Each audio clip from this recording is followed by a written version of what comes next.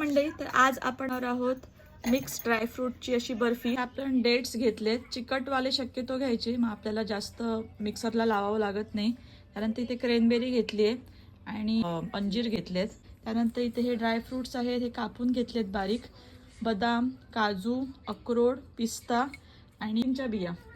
तर या तर इथे मी हे चांगलं याचं मिक्सरमधून व्यवस्थित त्याला ग्राइंड करून घेतलेत. ओबडधोबड ग्राइंड केलेलं आहे, एकदम असं फाईन आपल्याला ग्राइंड नाही करायचं आहे.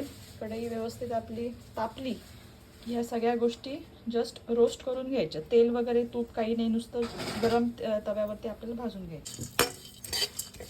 1 ते 1.5 मिनटं आपण जरासं हे रोस्ट करून घेतोय.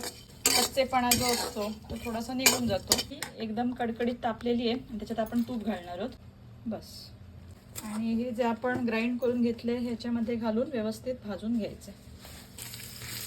हे एकदम मंद आचेवर आपल्याला हे व्यवस्थित भाजून घ्यायचे तुपामध्ये.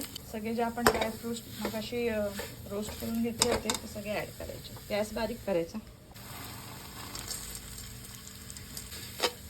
आता हे मिश्रण आपण काढलेलं आहे कढईतून, ते डायरेक्ट हाताने मळून घ्यायचं आहे ॲक्च्युली, पण खूप गरम असतं, आपले हात भाजू शकतात. ग्लोव्ज घालून तुम्ही करू शकता, नाहीतर मग सरळ अशी एक प्लॅस्टिकची पिशवी घ्यायची, त्याच्यामध्ये सगळं उरलेलं आपलं जे मिश्रण आहे त्याच्यामध्ये ॲड करायचं आणि पिशवीवरतीच आपण जसं आपण मोदकाचं पीठ मळतो गणपतीमध्ये, गरम गरम एकदम पीठ असतं प्लॅस्टिक त्याच्यात मळतो, तर तशा पद्धतीने आपण हे मळून घ्यायचं आहे ह्याच्यातच.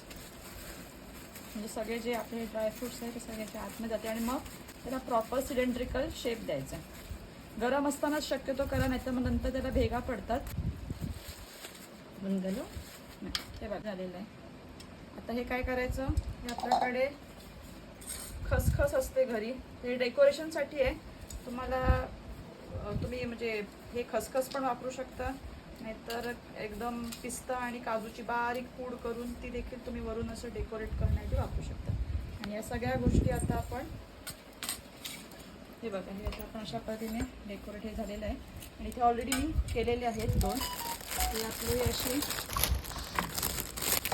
3 रोल रेडी आहेत. ते आपण व्यवस्थित फ्रीजमध्ये कमीत कमी 2 तासांसाठी ठेवणार आहोत. 1 तासात होतं, पण जनरली आपण 2 तास ठेवायचे. असेच हवाबंद डब्यामध्ये ठेवताना देखील तुम्ही प्लॅस्टिकमध्येच घालून त्याला रॅप करून ठेवा. आणि त्यानंतर आपण हे कट करणार आहोत आणि आपली मिठाई रेडी.